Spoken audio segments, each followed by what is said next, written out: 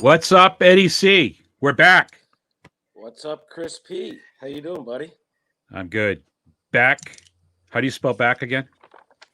B BAQ.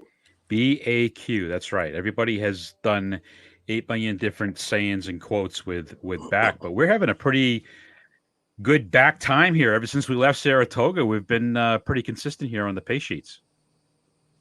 Yes, we have been, and I'm really excited for this weekend.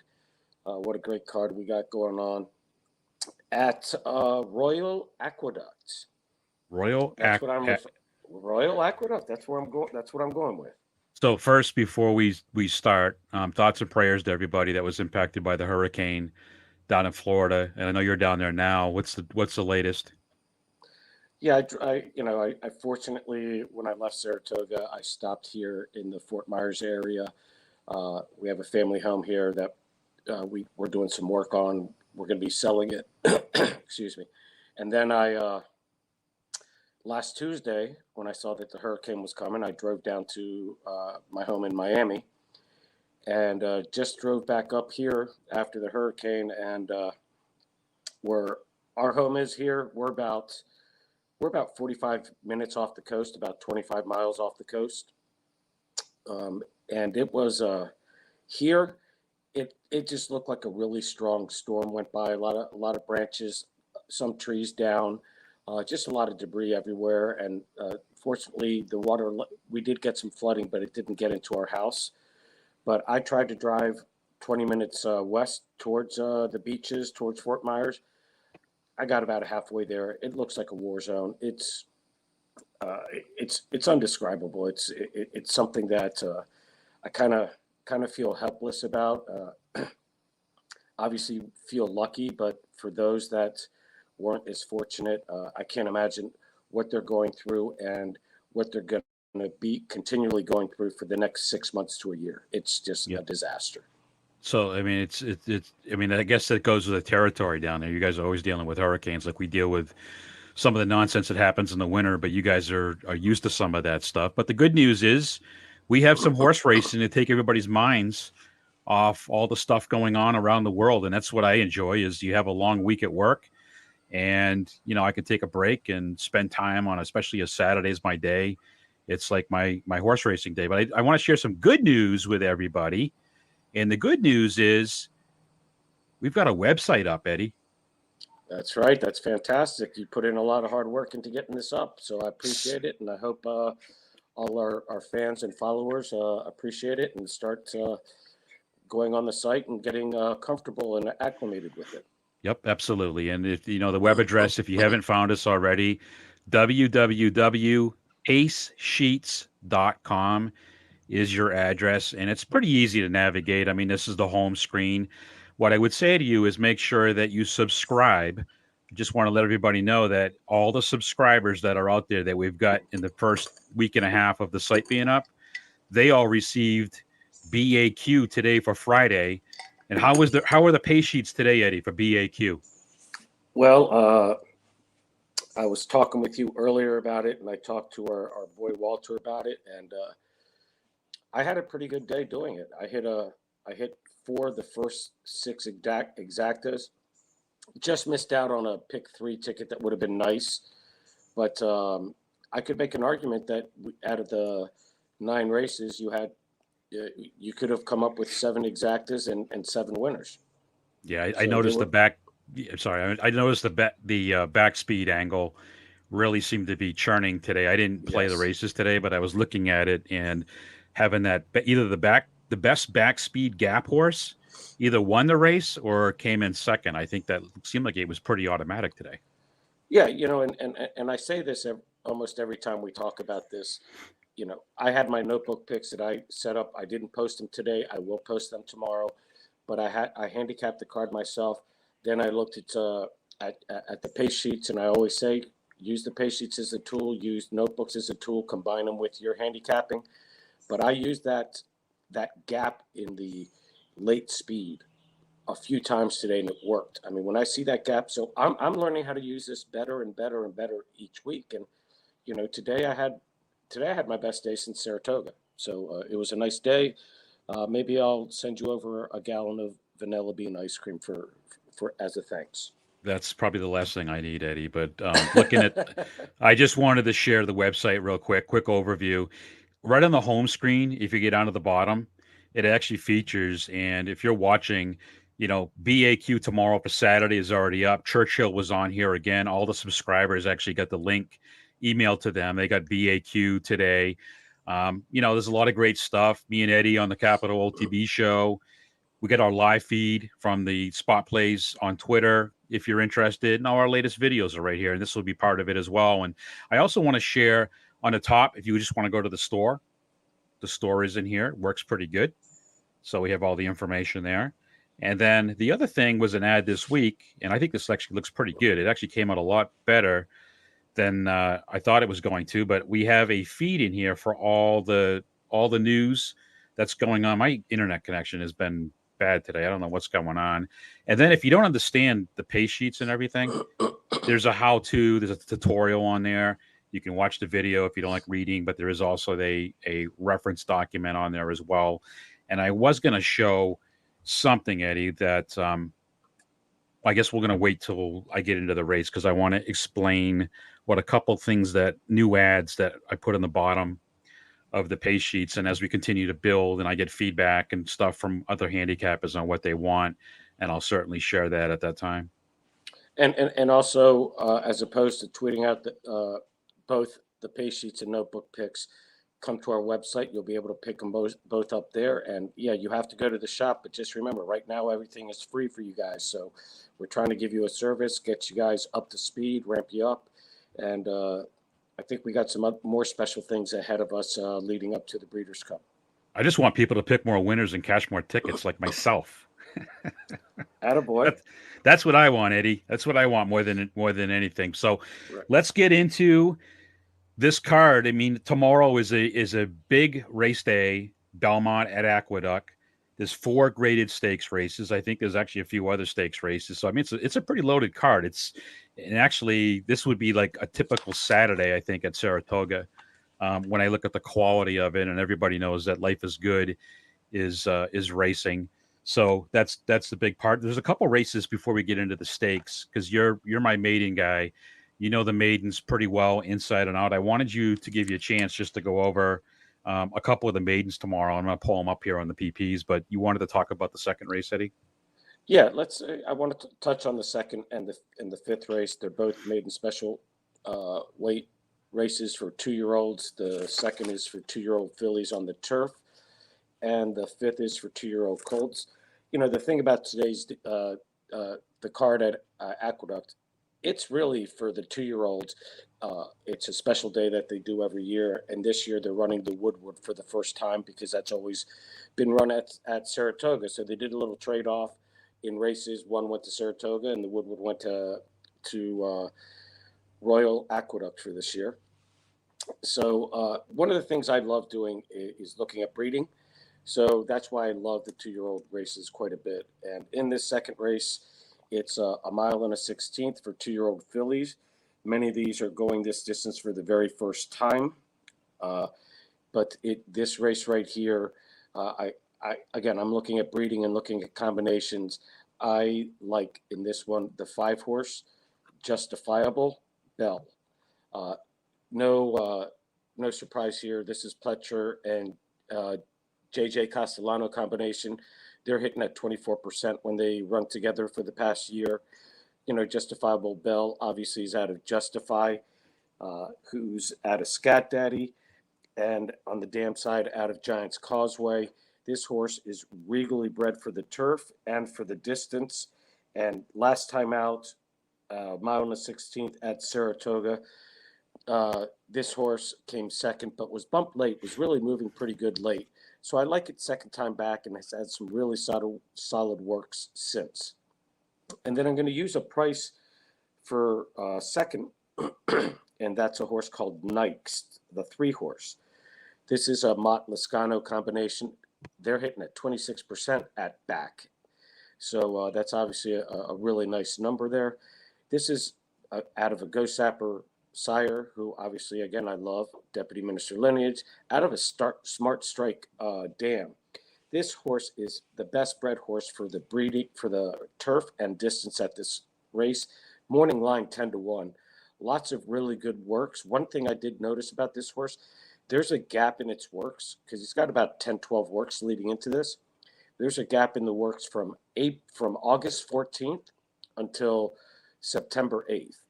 So almost a full month break. Normally I don't like that leading up, but his last three works since really are solid. You look at that work on September 8th, 48-4. Then he had another one, 49-4. And then his last work, I really liked it. 102, but he did it out of the gate. So I really like to see a good gate work like that coming, starting out. They don't have a run up. So even though you see 5 furlongs in 102, he was 3 out of 18. So obviously a really super solid work there. So in this race, I'm going 5-3. And the 5, by the way, is 7-2 morning line. So if it stays around there, which I don't think it will, I think it's going to get bet down. There's some other good horses in this race, but that's who I landed on. Okay. And Eddie, I just wanted to just comment. These some of these numbers I don't use a ton, but I see when somebody sticks out on a gap. But the DPI index number that they give you is actually on that 3 is pretty high. It's a 3.82, and I like the listen. I like the 5.2. That would be my top pick. My favorite angle out there. This is why I never used to like maidens. I was one of those guys. I hated maiden races.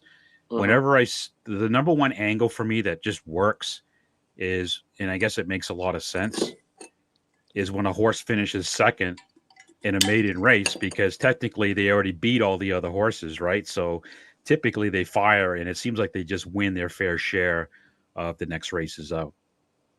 Oh, no question. And especially since he had a pretty clean trip. I watched the replay as I try to do always. But, he just got bumped late and it kind of took away a little momentum. Not sure that he would have won. But first time out going like he did, that's a pretty good finish. Like I said, they started out at mile and a 16th. The only thing about it that I'm a little confused about, unless Saez is somewhere else, I don't remember if I saw him later on in the card, but he rode him at Saratoga. Now he gets JJ.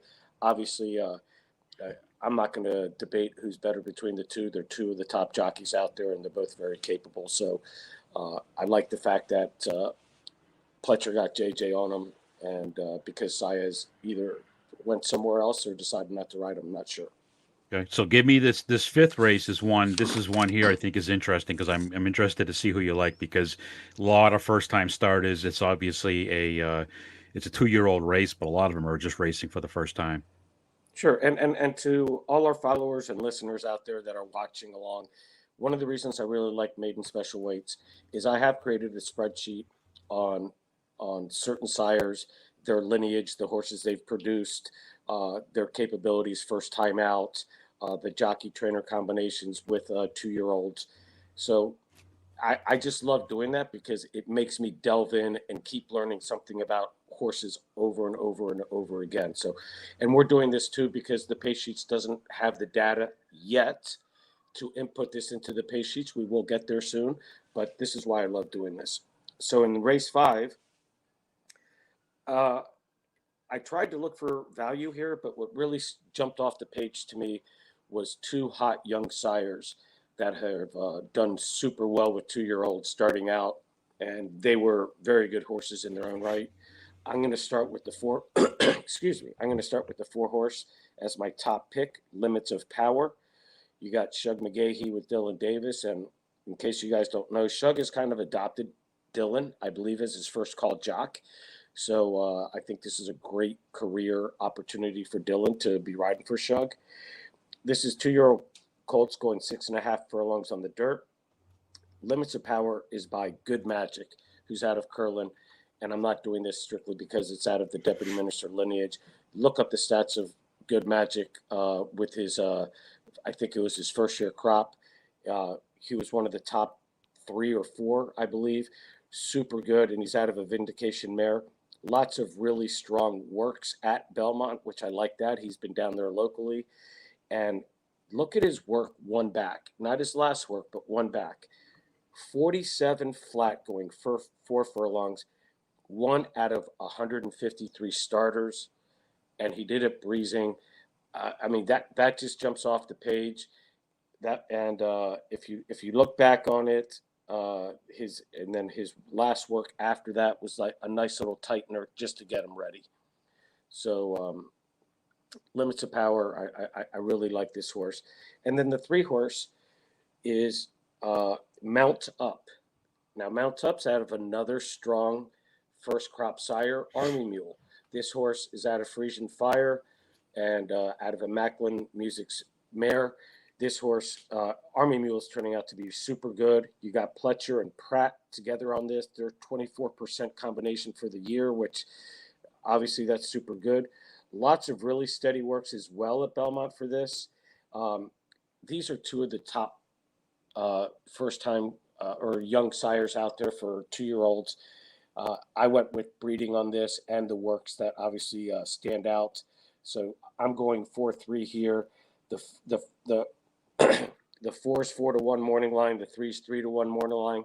If they stay around there, I'll accept those prices and do something with them.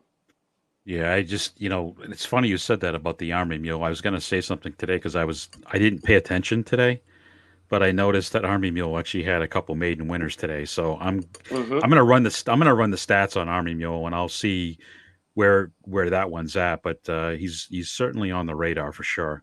And his progeny are running good, short and long. So that's another thing to look at. And and again, both of these sires are super good young sires. Good Magic obviously was a top class horse. I think he was 2-year-old juvenile of the year, right? He won the Breeders' Cup, I think, Yeah, I don't remember, in but racing. so let's get into the stakes races. And I know it seems like it's a lot of chalk here and how we're gonna beat chalk. So I'm curious here, Eddie. Are you gonna try and beat Life is Good in the Woodward? I'm more curious to see how big the gap is on PaceSheets with this horse. Look, Life is Good. I've tried beating him a few times. I did beat him once. I tried beating him last time out. Maybe not the smartest of move. He looked like a monster, and you know, I was talking with our boy Walter about this, and we said, if Life is Good, if the Breeders' Cup Classic turns out to be Life is Good, uh, Jesus, I'm forgetting the other horses we talked about now. I'm drawing a blank here. Uh, who's the horse that's on Flightline? Life is Good, Flightline, Epicenter, and Taiba. If it turns out to just be those 4 horses and only a 4-horse field, what a 4-horse field that would be. I mean, you're talking about that's how good Life is Good is. I'm putting him in the category of arguably the top 4 horses out there, and 3 of them are 3-year-olds. So I don't know how they beat this horse. It's a small field. This horse is probably going to go to the front and not look back. If you're looking for a horse for second place, I kind of like the 2 Law Professor a little bit. Uh, this may be a single in multi-race wagering for me, or I could go everybody but Life is Good. God forbid something happens and he doesn't win, but I'm probably not going to do that because I got some other prices in a couple of races. Okay. Listen, I look at this race and I'm trying to figure out a scenario here that I can paint. The only thing I can think of is I think the other horse that's the early speed, Thomas Shelby. Yep. And I think let me see if I can pull this up. So here's the pace sheets here. Let me get rid of that thing on the front here. So when I look at the pace sheets and I look at what we've got going on here, the only thing I look at this field. It's not a very good field. Number one, I cannot make a case that even a lot of these horses are even grade 3 stakes winner horses. They're not even that quality. To me, it's like they're in betweeners between a allowance and a grade 3, whatever you want to call them. We'll call them tweeners. There's a load of those. I can make a case that maybe the 4 may be a grade 3 horse. I mean, the horse has raced a lot of grade 1s, finished second, grade 2s.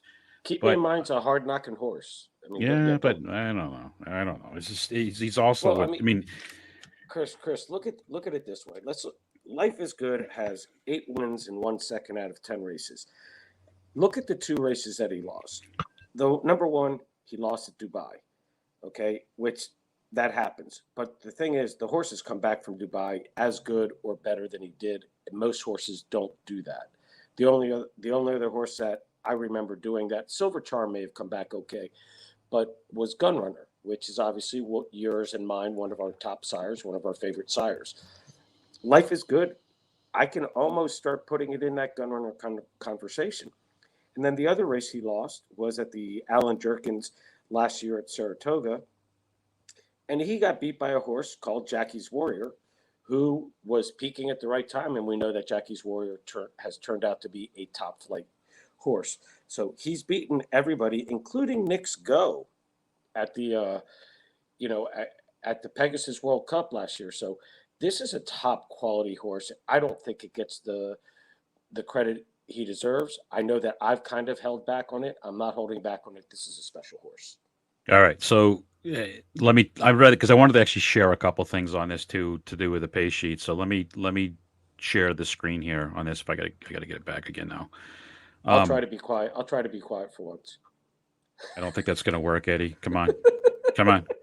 So first off, I just wanted to acknowledge done thousands of races, and of course that damn thing just stopped again. Done thousands of races. I have not seen a gap like this in a lot of races that I've looked at, I've reviewed, I've gone back to train my eyes in a lot of these things. And when I look at this race, I mean, Life is Good jumps off the screen, and that's the story it tells me. And I guess I'm not looking to share any secrets here that nobody already doesn't know. I mean, I'm curious the fact the projected pace is fast. I don't know if it's closer fast though. The only question I have is when I look at the bottom here, Thomas Shelby, the three, can Thomas Shelby run with Life is Good long enough to drain the tank to let the four Keep in Mind go by? I don't know, but that's the only way I think I'm going on this, just because and look at the gap in the late speed, Eddie. Well, so here's the thing. Let's talk about that for a second. Number one, the three horse Tom Shelby, he's out of Curlin. Curlin's one of my top deputy minister type sires that I love. Curlin, that horse is won at all distances as well, and he's throwing horses that win at all distances. But the late speed graphic, Chris, Mm-hmm. Life is Good has been wrapped up in a lot of those. So, you again, this is why we say collectively all the time, use this as a tool, because Life is Good late speed might be actually the best late speed in this race, even though he's the best early speed, because he's got such a big lead. He gets wrapped up and just coasts home. I mean, wouldn't you agree with that? Yeah, no doubt, no doubt. Listen, I was spending a lot of time on this one, but I really don't think this is much of a race. I mean, I think we just got to acknowledge that Life is Good is really good. And I wanted to share something on this other side here, if everybody can key in on this for a minute. So I'm big on the form. Horses out of form, you can probably make the case. That's one of the things in horse racing that's most consistent. Horses out of form do not win. I guess sometimes it can happen, but it's very rare. So you got to find a horse that's in form. Typically, horses coming off long layoffs, we all know, doesn't work too well. So there's a couple things you can look at for indicators. The number in parentheses, that's the number of days between races from last race to this race. Whoops. That's number one. The second thing you'll see is you'll see a little star. Basically, what that is, it's another algorithm that just tells you that based on some kind of old school stuff, looking at some different things, that based on the last race, that horse is in form and it's ready to rock and roll. The only caution I would throw out at the wind is if you got a horse that's coming back too early, or if you got a horse that's had some time off, 60 days, 50 something days, that's where I get a little cautious about that. Another thing that I wanted to share that just works. Another one of those numbers that just things that just works. When you have a horse that's top three in last race speed rating and then top three Mm-hmm. at that distance, when it goes on both of those things, that's where you get an X in that box. So just want you to something I want you to pay attention to. I don't know if we're going to keep it on there or whatnot. This is all test mode right now, but it's Chris, some information. Go ahead. real quick, talk about like on the two horse. He's got the asterisk, Hmm. which means he's in form. And then what does it mean that number 2 next to him, next to I the jumped. asterisk? I jumped ahead. So that means he's the second off a layoff. So we all know the Okay, cycles. Second right. off a layoff. If you see a three, it's third off a layoff. That's Personally, great. That's a great addition to this. That's fantastic. that's personally how we're going to do. And one of the things me and Eddie are going to talk about offline is how do we get the works in there, because I want to get the works as part of this, and still thinking about stuff. If anybody has any feedback or anything, don't be afraid to share. I always love feedback. So I'm life is good. I'm Eddie. I'm one single one, obviously. Four, I maybe he's got a 10% chance. I don't know what that equals in odds, but um, and then I've got the two and the three. But I think this is all about life is good.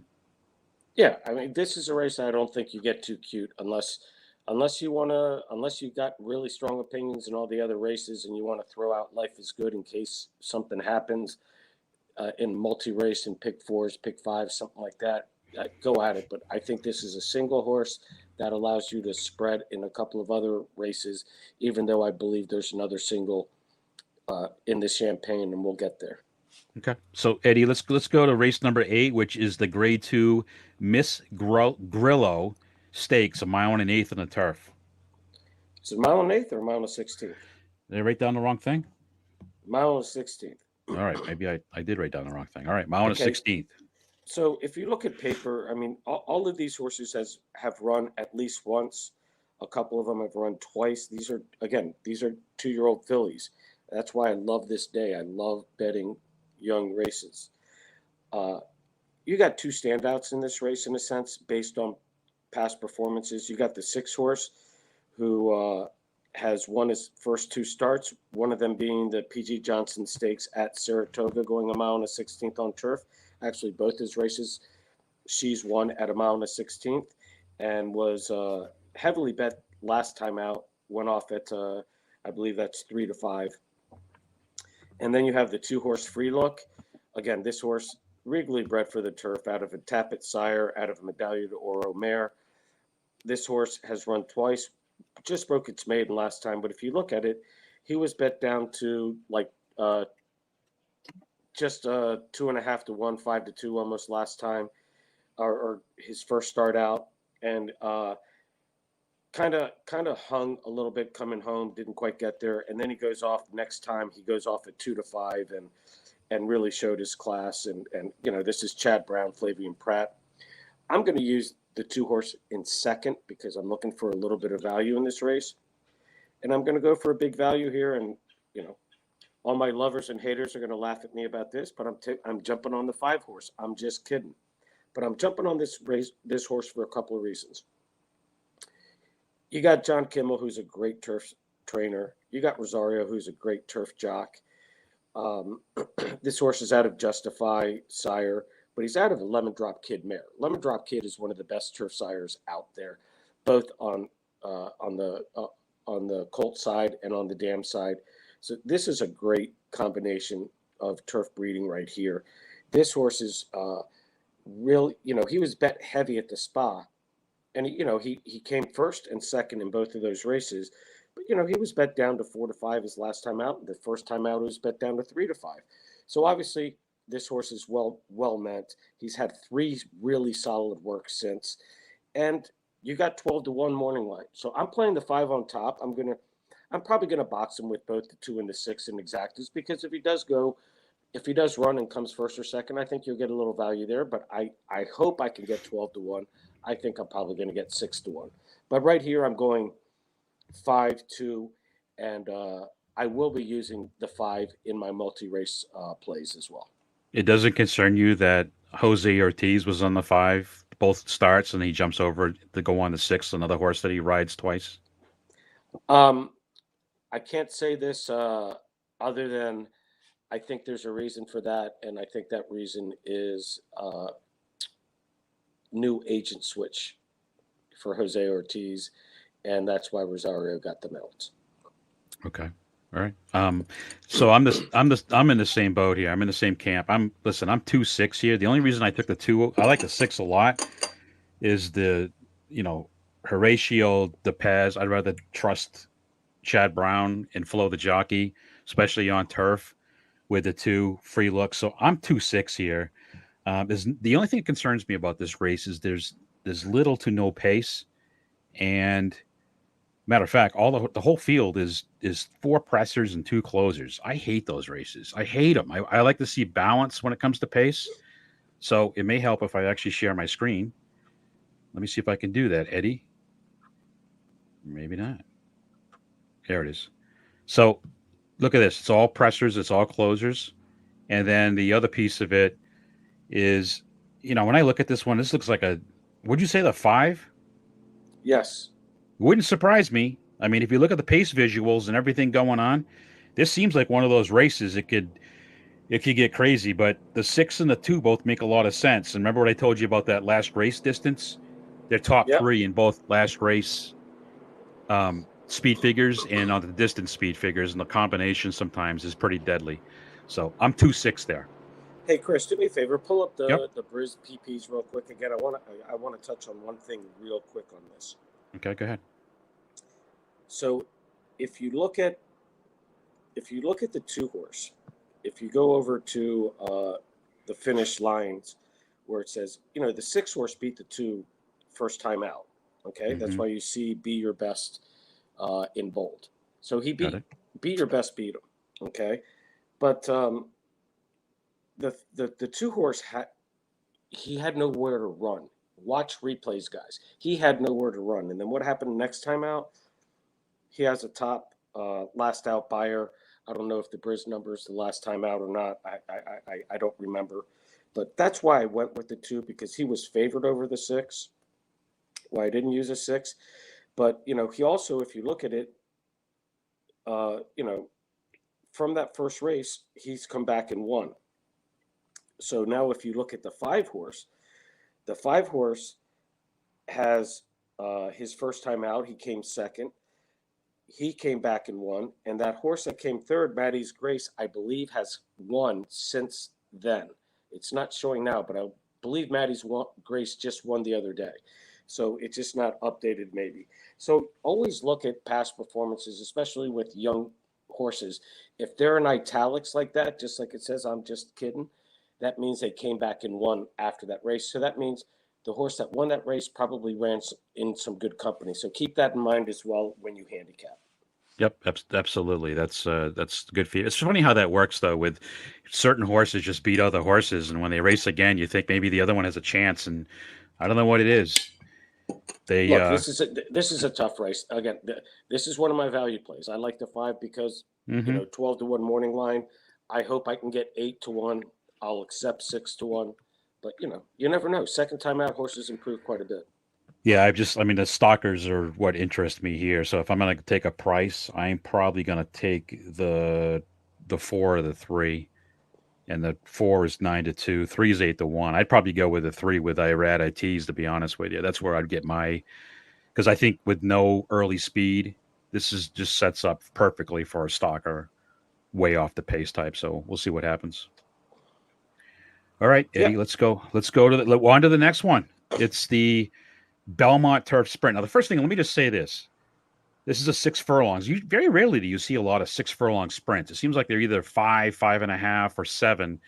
So maybe that's an aqueduct thing. I'm not really sure. But can't they come up with a better name than the Belmont Turf Sprint? Can I make a phone call and maybe call it the Eddie C. Turf Championship or something? Wouldn't it be much more interesting than the Belmont Turf Sprint Stakes? Well, look, you got my name on the canoe at Saratoga, so I'm sure you can pull this off too. Why the hell not? Why All not? right, this is a great betting race because you could make an argument that there's not a clear-cut standout in this race. So you could go 3, 4, 5 deep, or if you have a strong opinion, you can get a nice price on a horse here. I do believe that the most interesting horse in this race to me is the 8-horse value proposition because he just left Chad Brown's barn, and now I'm going to butcher this name, but he's with Gedalia Goodman. Who's that guy? What's that? I said, who is that? I never heard of him before. He's not a bad trainer, and it might be a she. I don't really know who Oh, it all is, right. but I've looked at it. I've looked at the statistics. not bad, but it's interesting. I don't know if it was maybe it was a private sale because Value Proposition is a very good horse, and Value Proposition you could call between Value Proposition.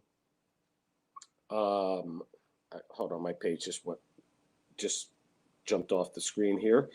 Value Proposition along with the 11 Chewing Gum and the two Arzak are probably the class of the race. They've been running in better competition, better quality of races than all the other ones. In this race, I landed on the two horse Arzak. I really like this horse quite a bit actually. This horse has been running. Its last. My page just jumped off me again.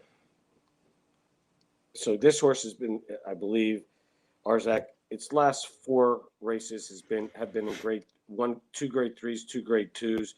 He's won a grade three. He won a $100,000 stakes at Woodbine prior to that. Had a really good run in the Troy, the grade three at Saratoga. He did not get the best of trips. He was bumped at the start. He was inside. He was tight. And when he finally moved out, he came flying late, and he lost by less than a length in really a four horse across the board finish in that race. So I really like this horse. I like the idea of the jockey change where you're getting Irad over Kimura, and Kimura's a great jockey, but Kimura's a much stronger jockey at Woodbine than he would be in a position like this. And the second place horse, and by the way, he's out of Not This Time sire, out of a Tappet mare. This horse is bred for this race. He's bred to run any distance, and obviously he can sprint, he can route, he can do whatever he wants. Really like it. And then I kind of landed on the 10 horse as a little bit of a price horse too. He's 6-1 morning line. Dancing Buck's his name. Michelle Niven with Manny Franco. This horse just missed by a nose to Thin White Oak, who I believe may end up being the favorite in this race. He's 9-2 morning line. But I like the idea of this horse. He just missed by a nose. Once again, he was 3-4 wide the whole race around. It was his first jump in stakes company in his last 6 races. This is a good quality horse, hard knocking, 5 wins, 3 seconds out of 13 starts. So again, I'm looking for value, but I'm also looking for quality value. And these horses both fit the way I look at races from a class standpoint, from a race pace standpoint. So I'm 210 here, playing the two as a win choice and using both of them again in my multi-race exotic plays.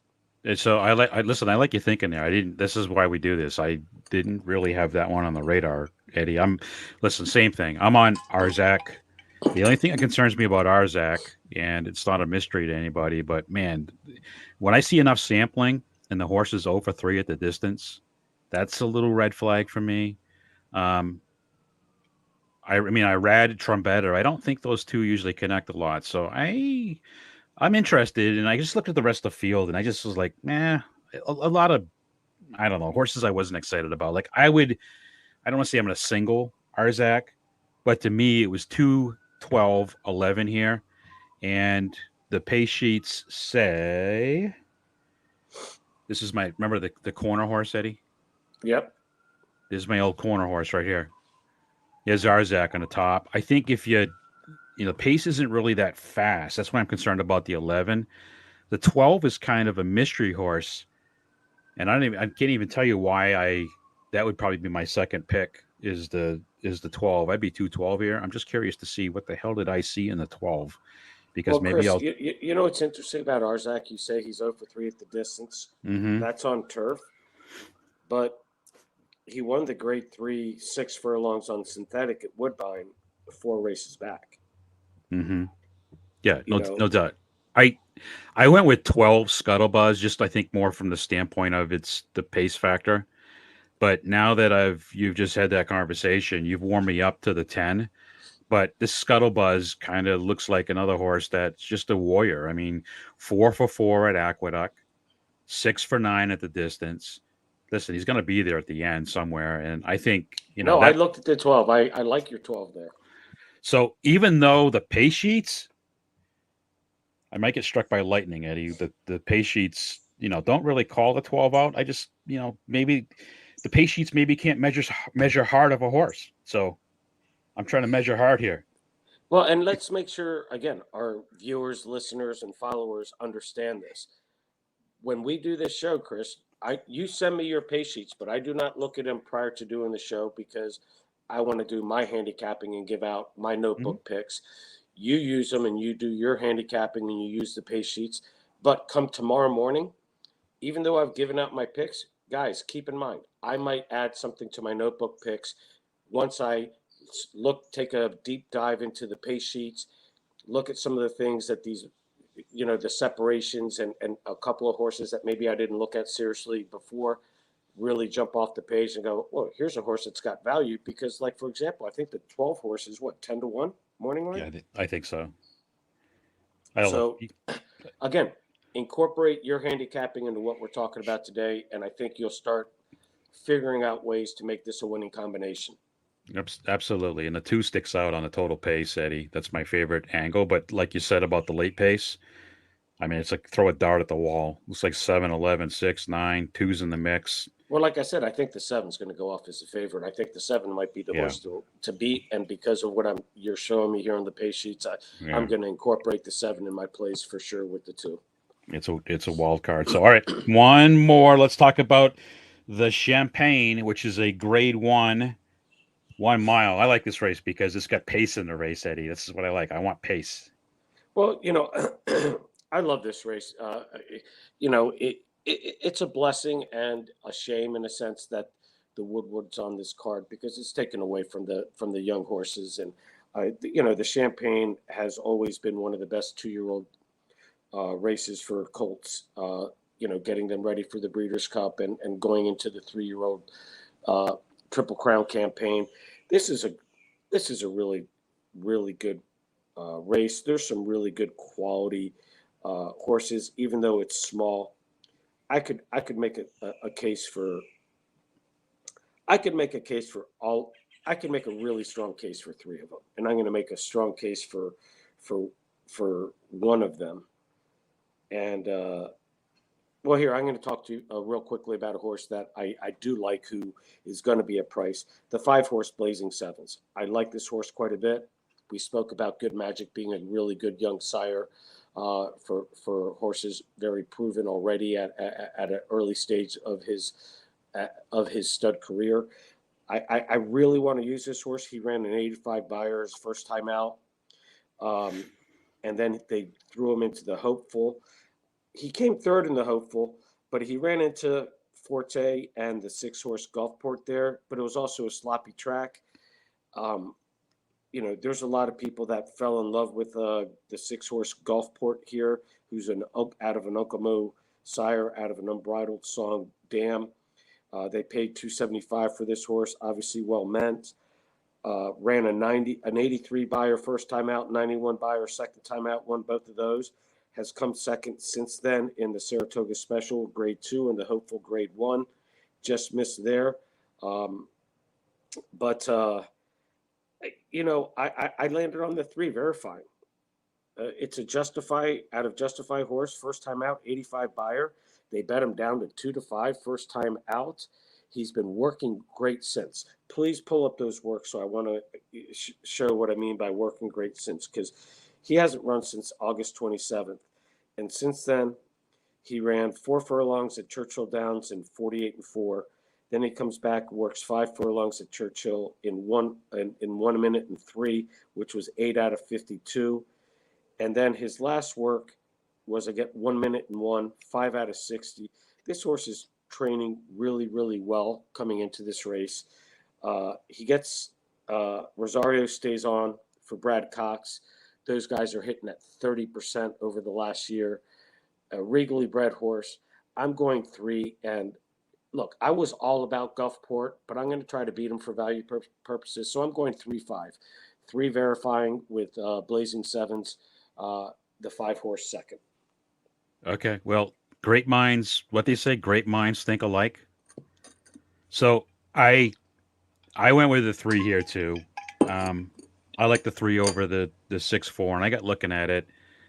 And I got these are the races that I really like. Now, if I'm playing a tournament tomorrow, which by the way I probably will, even though we share these pace sheets and everything, and I'll share opinions. But I'm looking at race number 10, and what I see is, and I'm see if I can. Where's my pace sheets? Here they are, right here. So here's what I see here. Even though up here you see that late speed, you see the 3, the 6, the 1, the 4. Here's that 5. Now remember, back speed horses just need to be at the right place at the right time. This is what I'm very interested in here. This is a mile. If this was 6 furlongs, I wouldn't be as excited. This is at a mile. Look at all those E speed. Now, I could say, well, they're young horses. We probably don't know exactly what their running style is. Take a shot. But when I went back and looked at it, it looks like a lot of E speed. This is why I like this 5, Eddie. I'm not saying the pace could get pretty damn hot because I got it fast. I got it 31 is the point speed points, and I've got 5 early speed horses. The only one that sticks out to me, pick the one that's different, dare to be different, is that 5. Not saying the 5 is going to win, but that to me is the way you're going to build some value here. So I think you go. I like the 3. I would go 3-5 weighted. And listen, if I'm going to do it another way too, I would go 6-4 over the 5, and then I'd probably go 5-3 on an exactas. That's how I would play that in my head, just thinking about this race and how it shakes out. But here's the best part about the pace sheets. This is what the race looks like the day before, 2 days before, 3 days before. When scratches come out, that's when stuff. This is when the magic happens. When you take horses out of this, things change. Pace scenarios change.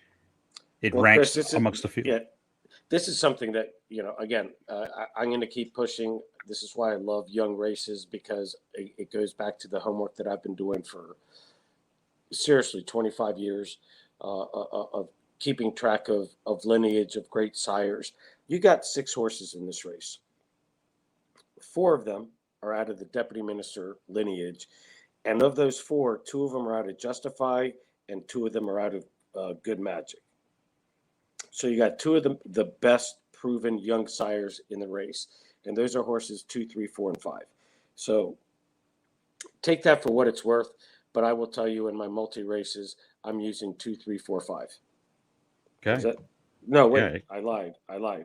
I'm using 3, 4, and 5 in All my right. multi race. I'm trying to beat Gulfport just for value purposes. I think Gulfport's going to go off at even money or 4 to 5. You think Gulfport's going to be the favorite? Yes, I do. I mean, Hmm. if you look at it, here's why.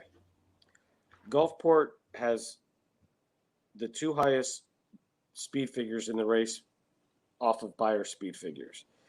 First time out, he had a really good figure. Then of 83. Then he came back with a 91 in the Bashford Stakes at Churchill, and then he came 2 seconds, beaten by some really good horses that have come out. 40 or Forte, he beat him, but he beat Blazing Sevens in the Hopeful.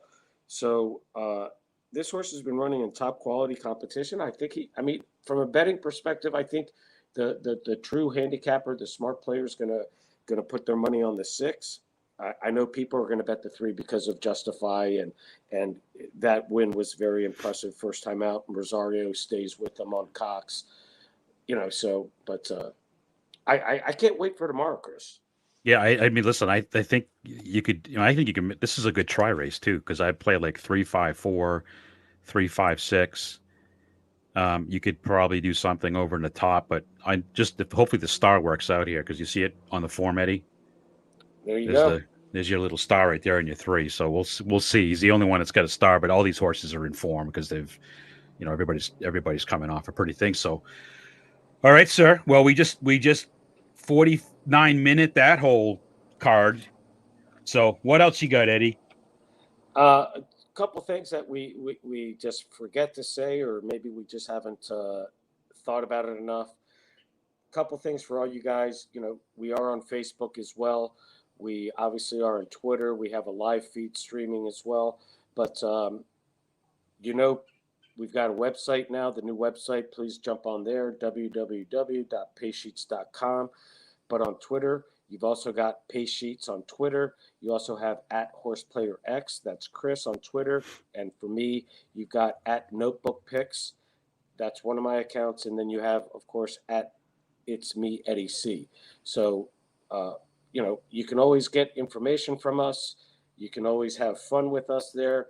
And you can always DM us with questions. And if we can help out on a DM versus putting it out in Twitterverse, that's what we're here to do.